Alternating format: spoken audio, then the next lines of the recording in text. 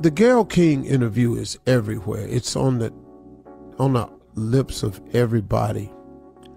And when I first heard it, I was a bit surprised because I know Gayle King personally.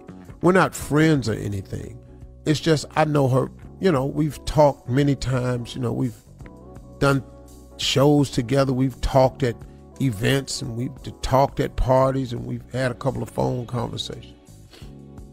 And I've always known Gayle King to be a very, very kind person. Very, very warm person. And when I first heard it, I was surprised to say the least. And after hearing her explanation of how she was upset at CBS for putting that particular clip out because she was starting to get calls from friends and going, what are you saying? Why did you say that? What are you talking about? What did you do? And it kind of overshadowed the rest of her interview is what she's saying.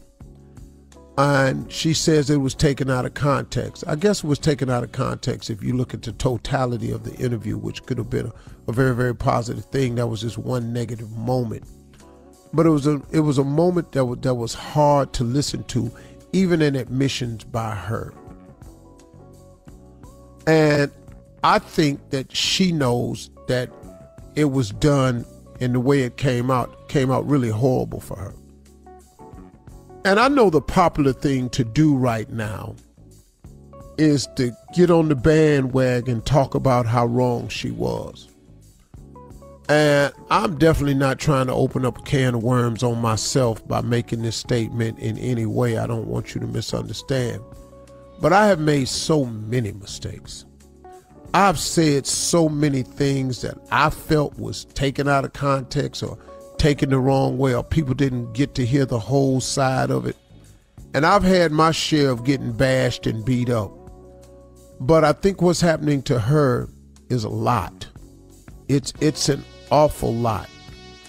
And just her being a woman, I just kind of feel some kind of way about it, because I don't like to see anybody getting beat up so bad, but I really don't like to see women get beat up like this, because it's almost like, you know, we kind of taking advantage of the situation.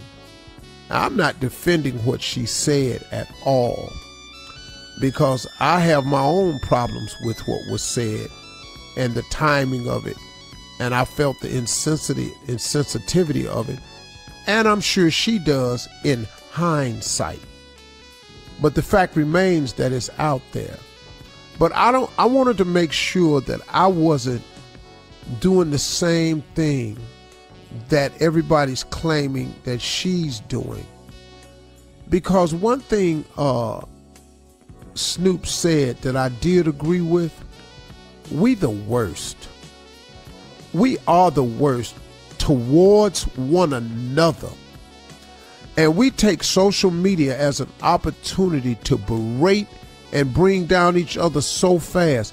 It is amazing how we cheer for somebody to get to the top. Then when they get there, there's a firing squad waiting on them. And it's the same people that was cheering, or the same people that had no comment or just waiting till you get there to destroy you.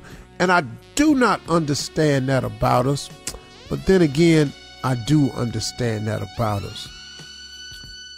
Because the sad thing about us is, not all of us, but we never got over the hatred that was perpetrated to us. And we never got over the way they separated us. They've been separating us from the beginning of time. They were separating us in the slave quarters. They separated us on the slave ships. When we got here, they separated so you couldn't speak the same language. They sent you to a different plantation. They've been separating us as families, like we had no feelings and everything. The system has been separating us, and we've picked up those same habits. And so now we've been hated so much and separated so much that we are experts at hating and separating ourselves at times. So I agree with Snoop, and I agree with all those that say we the worst, and we got to stop taking each other out. But we also got to make sure that we don't take her out the same way that we claim she was taking Kobe out. We got to be conscious of that, because y'all, at the end of the day, I'm old enough to realize this. 2 wrongs don't make a right. It just don't. And at one point in time, we got to let her go from this, and we got to let her grow from this. There is definitely a lesson in this for her, but there's also a lesson in it for us all. Good morning. It's Friday. That means it's Fuck You Friday. Gayle King, fuck you. Oprah Winfrey, fuck you. Gayle, let me tell you something. You and Oprah are the bedroom wenches of the white corporate media slave masters. You're going to do whatever your masters tell you to do, even if it means destroying black men. Gayle, that bullshit ass apology that you gave, we know it's bullshit. They pay you $11 million a year. So how in the fuck you gonna tell us you gonna go and get them straight?